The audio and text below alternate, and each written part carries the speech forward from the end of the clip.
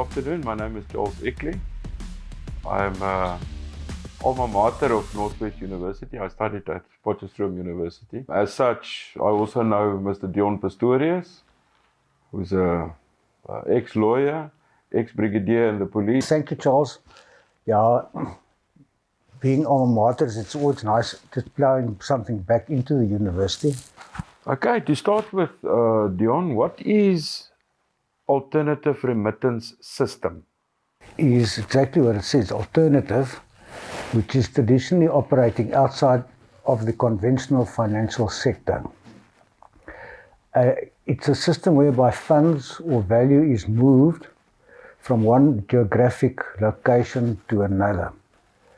It's also known as underground or parallel banking. We are looking at the informal system whereby one person will give funds or value to another person who will then contact somebody else in a different location to deliver that value to somebody in that location. The formal sector, as we say, is a paper trail, and we'll now see why this alternative remittance system in the informal sector poses certain potential risks. This falling outside the formal financial sector, is there any indication of the amounts that are involved in such transactions? The period 2004 to 2013, it was estimated at about $26.25 billion per annum, or 210 billion over the period.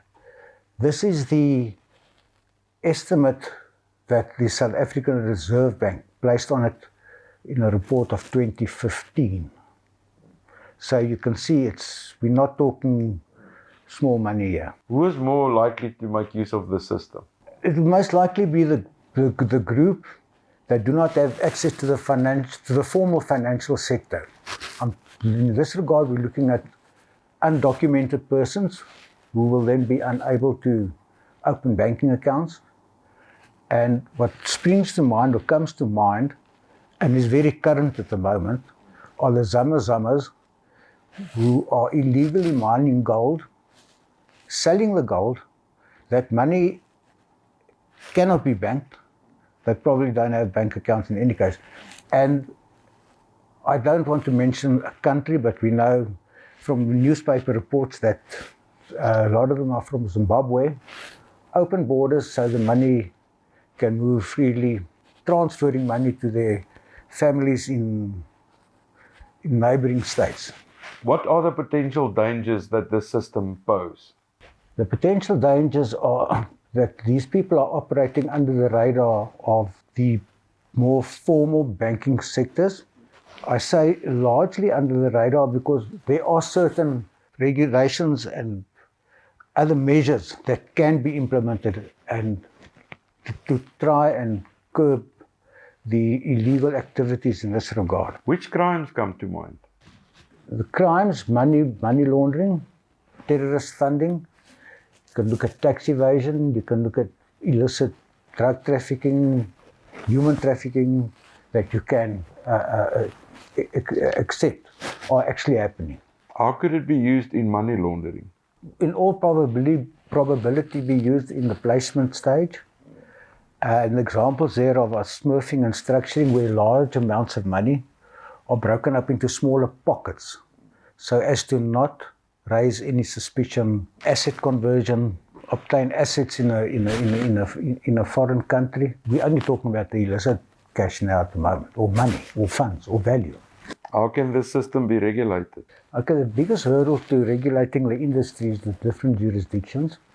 You're going to have to get the cooperation of everybody involved, and we know that that's a huge task. Are there any existing legislative guidelines or legislative prescripts? There's an intergovernmental policy-making body that's been established by ministers of member jurisdictions called the Financial Action Task Force, who make special recommendations regarding the flow of funds and assets to address the potential of money laundering and terrorist funding. But as I said, you will require the cooperation of people involved.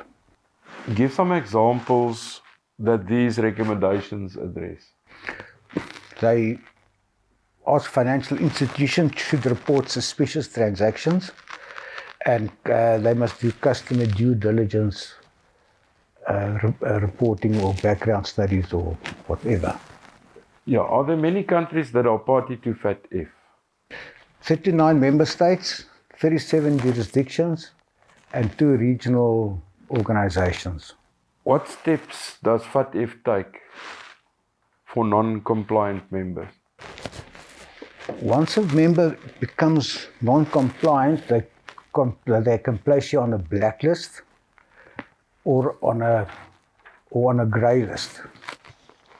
Now, the difference between, there are only currently 2 countries on the blacklist, North Korea and Iran, and there are 23 countries on the FAT increased monitoring list, also referred to as the grey list.